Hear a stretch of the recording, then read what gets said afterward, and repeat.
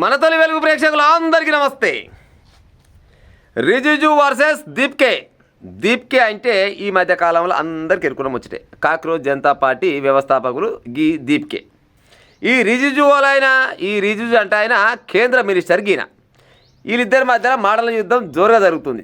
Cockroach Janata party ఫాలోవర్స్లపై మాటల యుద్ధం.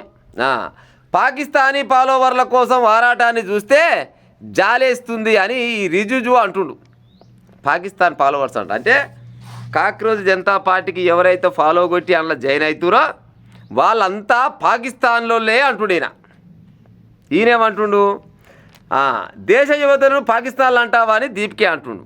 ఇంకా బీజేపీ పార్టీ వాళ్ళు వాళ్ళ ఎదుగుదల కోసం పాకిస్తాన్ అని అంటారు, ఆఫ్ఘనిస్తాన్ అని అంటారు, కిజకిస్తాన్ అని అంటారు, ఉజ్బెకిస్తాన్ అని అంటారు. వాస్తవానికి అలా ముచ్చట గట్టిగా ఉంటుంది. ఇప్పుడు నీ దగ్గర ఏమన్నా ఆధారాలు ఉంటే ఓ కేంద్ర మినిస్టరు, ఇప్పుడు కాక్రోచ్ జనతా పార్టీలో జాయిన్ అయిన వాళ్ళు అంతా ఆన్లైన్లో జాయిన్ అయ్యారు కదా. ఇప్పుడు కేంద్ర ప్రభుత్వం దలుచుకుంటే ఈ ఆన్లైన్లో 2 కోట్ల మంది పైన జాయిన్ అయ్యారు కదా.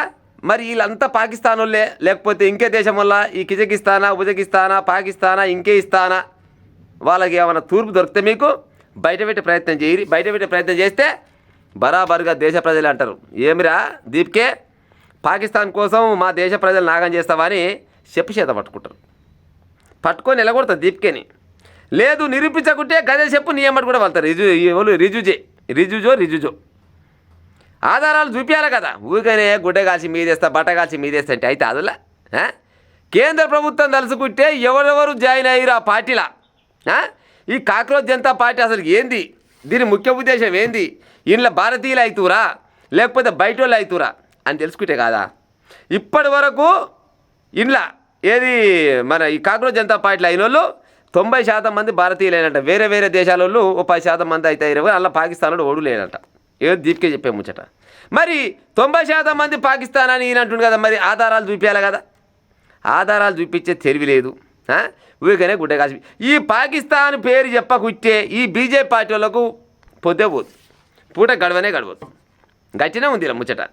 దేశంలోనేమో పాకిస్తాన్ పేరు చెప్తారు, తెలంగాణ రాష్ట్రానికి వస్తాలకనేమో ఎంఐఎంల పేరు చెప్తారు.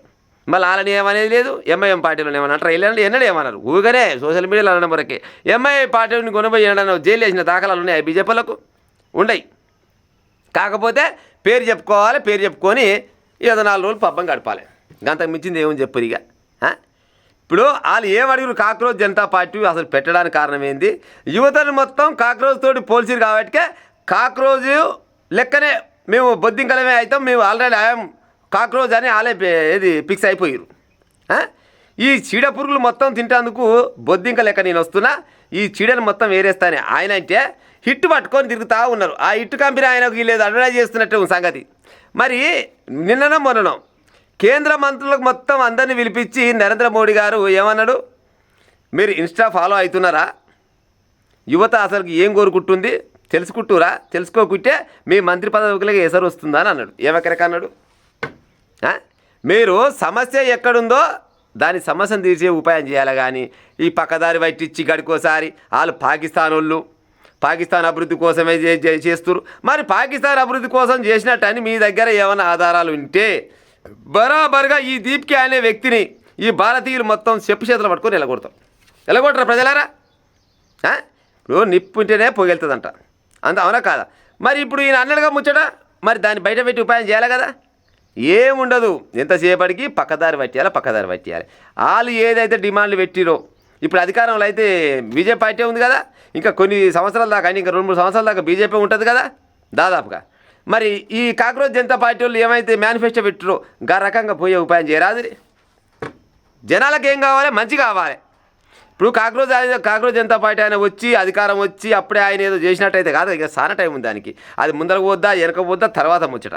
ఆ లోపే అధికారం మీ చేతుల్లోనే ఉంది కదా. వీళ్ళు చెప్పిన దాని ప్రకారంగా జనాలకు ఉపయోగపడే చెప్పరాదు. మహిళలకు 50% రిజర్వేషన్ ఇచ్చే ఉపాయం చేయరాదు వద్దన్నారు వలన. మహిళలకు 50% రిజర్వేషన్ తెస్తానని అన్నాడు కాక్రోచ్ ఆయన. మరి నువ్వు కూడా మహిళలకు 50% రిజర్వేషన్ తెచ్చేసి ఉపాయం చేయరాదు.